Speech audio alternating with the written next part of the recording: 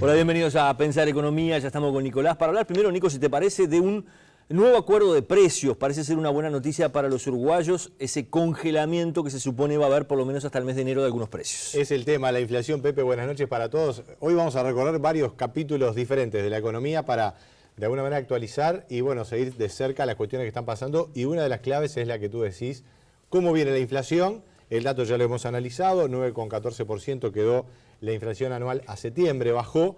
Y el gobierno quiere tomar un poco de impulso y decir, bueno, hacemos un acuerdo de precios que según el equipo económico tuvo un impacto interesante el que operó en agosto-septiembre, hacer un acuerdo noviembre-enero, que es lo que ha convenido con los empresarios minoristas, para seguir moderando la inflación y en una primera etapa lograr que baje del 9% y eventualmente acercarla al 8%, si es que eso es posible. Recordemos que la baja en el precio de los combustibles, si bien fue muy menor, ¿verdad? Una cosa muy modesta, bueno, ayuda. Se supone que tiene que influir de alguna forma. Muy poquito, pero algo va a influir. Recordemos que los combustibles en general tienen un peso de alrededor del 4% en el índice de inflación. Bueno, una baja del 1% más bien es una cosa simbólica. Perdón, una baja del 2,4%. Un peso por litro. Bueno, Se supone que en otras épocas por lo menos se decía que eso se podía trasladar a precios, a baja de precios de gente que trabaja con el combustible. A otros precios. Sin duda muy moderado todo ese efecto, pero por lo menos no aumentan. Y no solo no quedan estables, sino que bajan un poquito. En fin, eso va a ayudar un poco. Pero esto del acuerdo de precios puede ser importante porque hay un compromiso de noviembre a enero de no subir los precios en un grupo bastante amplio de productos alimenticios y de higiene y tocador de la canasta básica. Ahora bien, Fernando Melissari, que es el presidente de la Asociación de Importadores y Productos Mayoristas de Almacén, nos decía en Radio Carve hace pocos días, que bueno, sí, la verdad es que el acuerdo va a arrancar, se definió como quería el Ejecutivo, de un plazo relativamente largo, 3 meses, pero en octubre seguramente haya algunos ajustes de precios al alza previos al acuerdo. Lo reconozco, eso seguramente pase, decía Melissari. Lo cual habla a las claras de cómo a veces estas herramientas pueden ser un arma de doble filo, porque claro, los empresarios se comprometen a no subir los precios en ese periodo y algunos toman ventaja antes para que ese aumento, ese congelamiento de precios le quede más cómodo.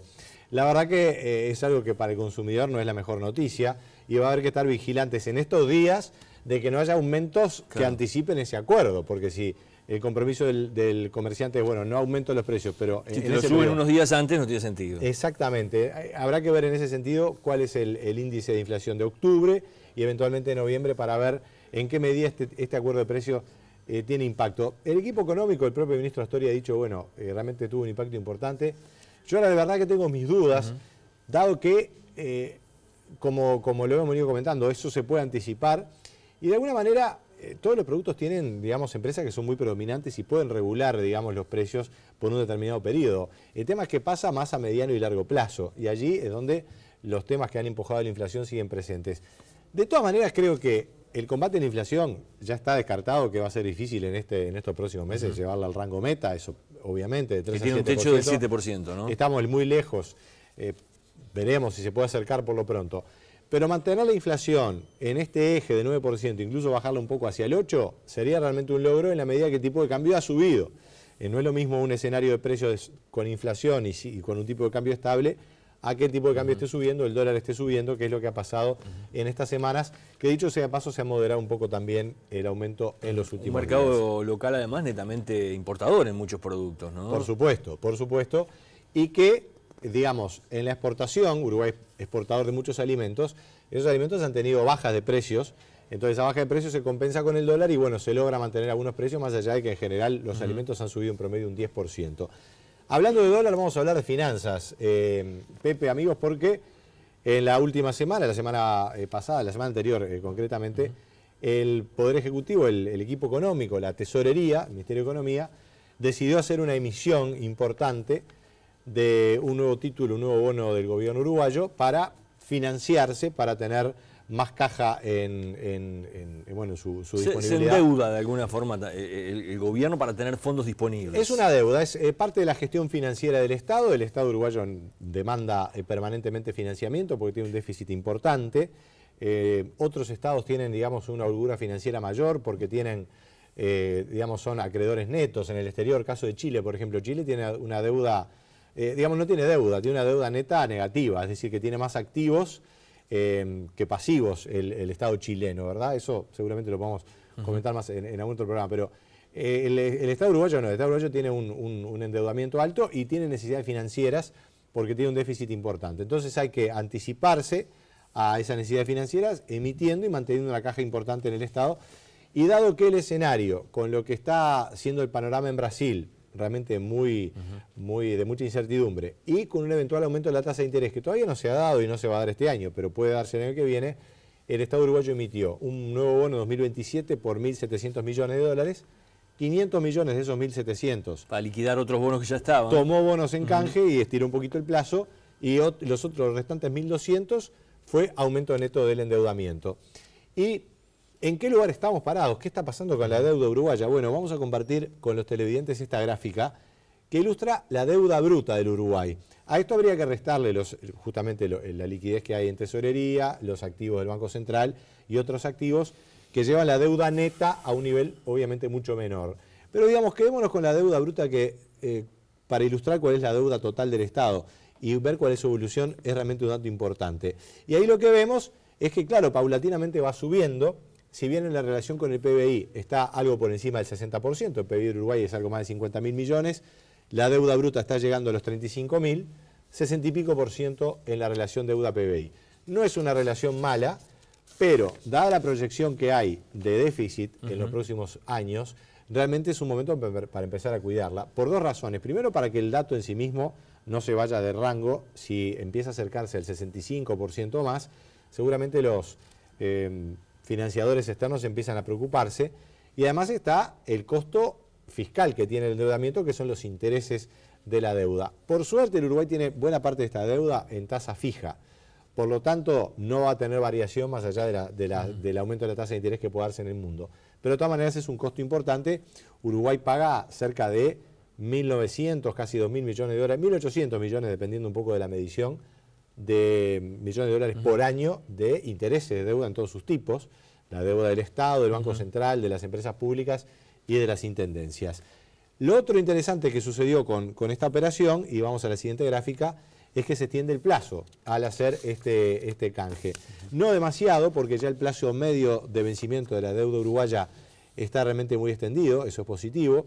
El Uruguay había logrado por allá, por mediados de los años 2000, una extensión de los plazos promedio muy interesante, luego lo mantuvo, bajó un poco el promedio, la deuda se fue especificando, además eso incidió, y ahora estamos con plazos que son de los máximos históricos, del entorno de los 15 años, es decir, la deuda uruguaya tiene un vencimiento de 15 años hacia adelante promedio. Eso es un rasgo muy positivo, que nos da oxígeno, nos da tiempo para cualquier circunstancia financiera. De cualquier manera hay que ir siempre liquidando intereses, ¿no? Que de repente en un año, un bono como el que se metió ahora anda de 80 y pico de millones de dólares por año, ¿no? Exactamente, la tasa fue del entorno del 4,5, 4,4. Como tasa en dólares, hoy en el mundo es una tasa atractiva para el inversor, pero no es una tasa tan alta históricamente hablando. Y bueno, efectivamente ahí hay otro de los factores que tú decías como elemento de costo. Con esta operación el Uruguay suma cerca de 3.400 millones de dólares de disponibilidades, a lo cual hay que sumar las ventanillas que tiene disponibles en los organismos multilaterales, lo cual lo lleva a pasar por encima de los 5.000 millones de dólares, es decir, más de 6% del PBI, lo que es su disponibilidad directa. Eso es una situación sin duda cómoda, pero no da para, digamos, dormirse en los laureles, porque el déficit es del 3,6% del PBI, es muy importante. ¿Te parece, Nico, para ir cerrando ya, vemos un poco qué ha pasado con el empleo y el desempleo? Bueno, ¿no? Dato clave, porque todo este tema financiero, en definitiva, es sostenible si la economía sigue andando. Y uno de los síntomas importantes es lo que pasa en el mercado de trabajo. El último dato no fue del todo bueno, el desempleo subió al 7,6%, y hubo una suba muy importante en Montevideo, llegó al 8,8%, la verdad que fue bastante fuerte la suba del desempleo en Montevideo. Y uno de los datos que yo estuve analizando, que también de alguna manera parecía de cierta preocupación, es que dentro del empleo se sumaron en el último año más de 20.000 puestos de trabajo que se consideran de subempleo, es decir, personas que trabajan, que han trabajado en la última semana, ese es el criterio para considerar una persona empleada, pero que quisieran trabajar más. Entonces, ese rasgo ya de alguna manera está ilustrando que hay un mercado de trabajo un poco más difícil, si se quiere, a lo que era un año atrás o 2 años atrás, donde teníamos un desempleo del 6,5%, como ahí muestra la gráfica, y una situación de empleo realmente muy buena.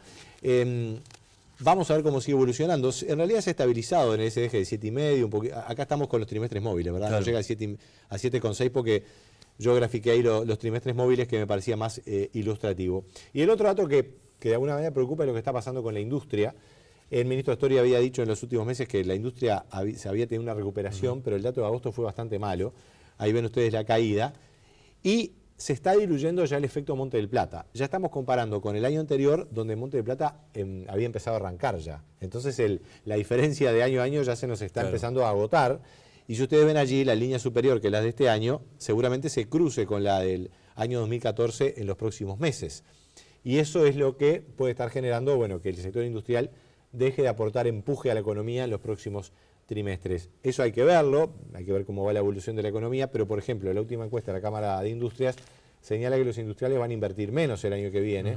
Eso también porque los valores han caído, la economía regionales están complicadas.